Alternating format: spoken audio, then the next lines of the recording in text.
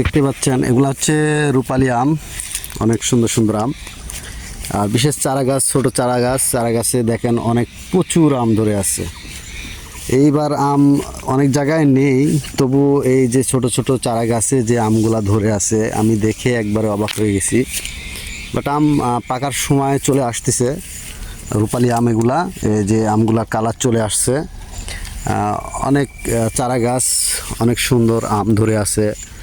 But এবার আম বিশেষ করে আমগুলার দাম হবে, আমি আটির আমই নিয়ে আসলাম 60 টাকা 70 টাকা কেজি। আর খেসা বাদ দিয়ে গেছিলাম, খেসা আম নিতে গেছিলাম, সেই আমগুলার দাম নিল আপনার 110 টাকা কেজি।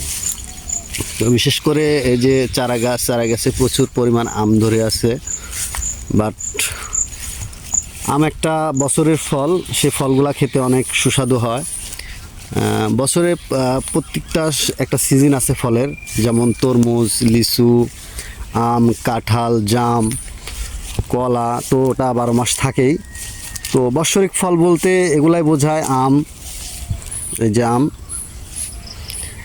জাম, কাঁঠাল, লিচু, এগুলা হচ্ছে মানে শর্ট টাইম থাকে, বেশি দিন থাকে না। অনলি মাত্র 1 মাস 1.5 মাসের মধ্যেই আমগুলা শেষ হয়ে যায়। অনেক বিশাল বড় বাগান এটা। আপনারা ভাবতেছেন অনেক বিশাল বড় বাগান, তো বাগানটা অনেক ছোট, সিম্পল বাগান। আমি আপনাদের যদি দেখাই, এই যে দেখতে পাচ্ছেন, বিশেষ করে অনেক ছোট বাগান একটা, কিন্তু থোকায় থোকায় আম ধরে আছে, প্রচুর পরিমাণ আম ধরে আছে। একটা চারা গাছে প্রায় মোটামুটি 1 থেকে 1.5 মণ করে আম আছে, আমি অনুমান করতেছি, কিন্তু আপনারা বলবেন যে কত মণ হতে পারে। বিশেষ করে দেখতে পাচ্ছেন অনেক আম।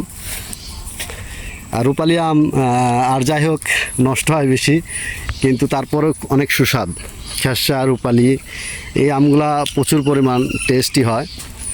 তো বিশেষ করে এখনও পাকার সময় হয়নি রূপালী আমগুলা পাকার সময় হয়নি। যে রূপালী আম, এই আমগুলা অনেক আম ধরে আছে বিশেষ করে। হ্যাঁ, চারা গাছ এগুলা সব রূপালী। আপনারা ভাবতেছেন হয়তো অন্য কিছু আম আছে, কিন্তু না, এটা সম্পূর্ণ রূপালী আম।